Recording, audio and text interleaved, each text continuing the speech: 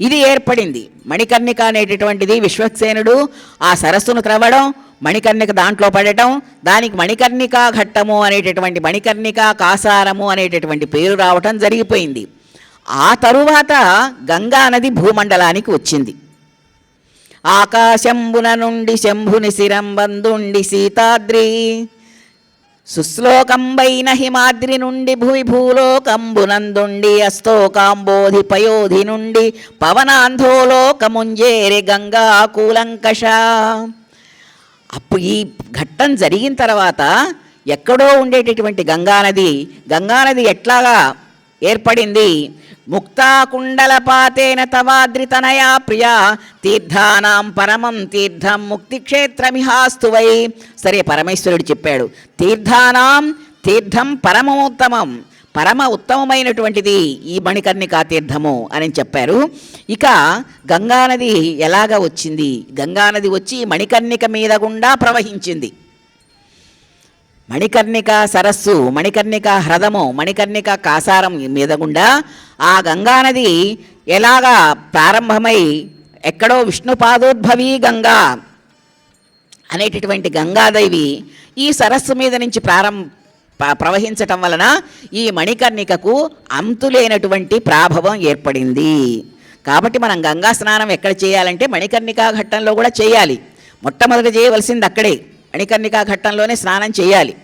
దానికి కూడా సమయం నిర్దేశించారు. మధ్యాహ్నం 12 గంటలకు అభిజిత్ లగ్నమునందు సకల దేవతలు సర్వదేవతలు బ్రహ్మ విష్ణు మహేశ్వరులతోటి సహా అక్కడికి వచ్చి దాంట్లో నెలవై ఉంటారు, కొలువై ఉంటారు. కాబట్టి మనం స్నానం చేసేటప్పుడు మణికర్ణికా ఘట్టంలో మధ్యాహ్నం 12 గంటలు ఆ ప్రాంతాల్లోనే చేయాలి. ఎందుకు ఇక్కడ మణికర్ణికకు గొప్ప ప్రాభవాన్ని ఇచ్చాడు పరమేశ్వరుడు. ఏమంటున్నాడు ఆయన? సదాకృతయుగంచాస్తు. మణికర్ణికా ఘట్టం దగ్గర ఉండేటటువంటి ప్రాంతం అంతా కూడా సదాకృతయుగం, ఎప్పుడు కూడా కృతయుగమే. మనకు యుగాలు ఉన్నాయి, 4 యుగాలు: కృతయుగం, త్రేతాయుగం, ద్వాపరయుగం, కలియుగం. ఒక్కొక్క యుగానికి ఒక్కొక్క ప్రాముఖ్యత ఉంది. కృతయుగం అంతా కూడా పుణ్యమూర్తులైనటువంటి వారు, మహానుభావులైనటువంటి వాళ్ళు, తపస్సులు, యోగులు, చక్రవర్తులు వీళ్ళందరూ కూడా నివసించినటువంటిది కృతయుగం. కృతయుగంలో ఏది చేసినా పుణ్య ఫలితం ఇస్తుంది. కాబట్టి అక్కడ మణికర్ణికా ఘాట్ ఏమిటంటే సదా కృతయుగంచాస్తు. ఆ మణికర్ణికా ఘాట్లో మనం ఏం చేసినా కృతయుగంలో చేసినంత ఫలితం మనకు వస్తుంది. దానం కానీ, ధర్మం కానీ, స్నానం కానీ, దీపం కానీ, జపం కానీ, తపం కానీ ఏం చేసినా మణికర్ణికా ఘట్టంలో చాలా అద్భుతమైనటువంటి యోగ్యత మనకు లభిస్తుంది. ఇవన్నీ చెబుతున్నారు కదండి, నిజంగా మనకు వస్తాయా అంటే వస్తాయి. అవి కనిపించవు, కనిపించే రోజున కనిపిస్తాయి. ఎప్పుడు పడితే అప్పుడు నేను చేశాను కదా, దానికి ఏది చూపించమని, లెక్క చూపించమని బ్యాంకుకి వెళ్ళి అవన్నీ కూడా మనం వేయించుకున్నట్లుగా వీలు కాదు. మనకు ఉండేటటువంటి యోగ్యతను బట్టి, మనం చేసినటువంటి పనులను బట్టి, మనకు ఉండేటటువంటి అధికారాన్ని బట్టి మనకు లభించేటటువంటి పుణ్యము అనేటటువంటిది జన్మజన్మల పర్యంతం మన వెంటబడి వస్తూ ఉంటుంది. అలాగే పాతకాలు కూడా వస్తూ ఉంటాయి. ప్రారంధ కర్మలు మన వెంటనండి ఎక్కడికి పోయినా కానీ పోలీస్ వారెంట్ లాగా వెంబడబడి తీసుకొని వచ్చి కూర్చోబెడతాయి. కాబట్టి మనం చేసేటటువంటి దానికి భక్తి, విశ్వాసము 2 ఉండాలి. విశ్వాసం లేనటువంటి భక్తి అనర్థం. విశ్వాసం లేకుండా, నమ్మకం లేకుండా భక్తిగా ఉండి పూజలు చేసినా, పురస్కారాలు చేసినా, దాన ధర్మాలు చేసినా కానీ భక్తి అనేటటువంటిది లేకపోతే చేసేదంతా కూడా నిరుపయోగమే అవుతుంది.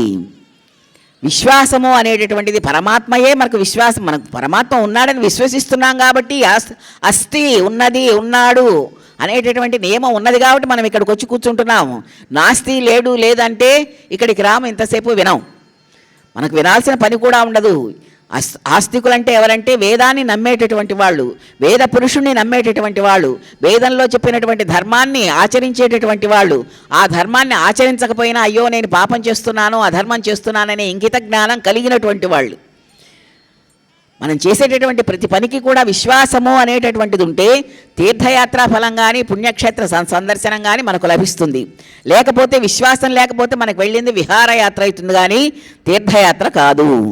విహారానికి వెళ్తాం, వస్తాం, డబ్బులు ఖర్చు పెట్టుకుంటాం, సరిపోతుంది, అంతటితో అయిపోతుంది. దానివల్ల మనకు వచ్చేది లేదు, దానికి వచ్చేది ఏం లేదు. విశ్వాసము అనేటటువంటి అస్త్రంతో మనం పరమాత్మను సాధించగలగాలి. అందుకని సదాకృతయుగంచాస్తు. ఆ కాశీక్షేత్రంలో మణికర్ణికా తీరంలో సదాకృతయుగము, సదాచాశ్చు ఉత్తరాయణం. సదా ఉత్తరాయణం చాస్తు, ఇప్పుడు కూడా ఉత్తరాయణం పుణ్యకాలం. ఉత్తరాయణ పుణ్యకాలం కోసం కూర్చొని ఉండి ఆయన పరమాత్మ దగ్గరికి వెళ్ళాడు భీష్మాచార్యుల వారు. ఉత్తరాయణ పుణ్యకాలం కోసం నిరీక్షించాడు ఆయన. ఎప్పుడైతే ఉత్తరాయణం వచ్చిందో అప్పుడే తన దేహాన్ని మరి వదిలి పుణ్యలోకాలకు వెళ్ళిపోయినాడు. ఉత్తరాయణంలో అన్ని శుభకార్యాలు జరుగుతాయి, వివాహాలు జరుగుతాయి, ఉపనయనాలు జరుగుతాయి, అన్ని మంచి కార్యక్రమాలన్నీ కూడా ఉత్తరాయణంలోనే చేస్తూ ఉంటారు. మంచి ముహూర్తాలు కూడా ఉత్తరాయణంలో జరుగుతాయి. అలాగా ఆ మణికర్ణికా ఘట్టం దగ్గర ఉండేటటువంటివన్నీ కూడా ఉత్తరాయణంలో చేసేటటువంటి పనులు. సదా మహోదయశ్చాస్తు కాశ్యాం నివసాం సతాం, ఈ విధంగా మణికర్ణిక యొక్క గొప్పతనాన్ని చెప్తూ ఉన్నారు.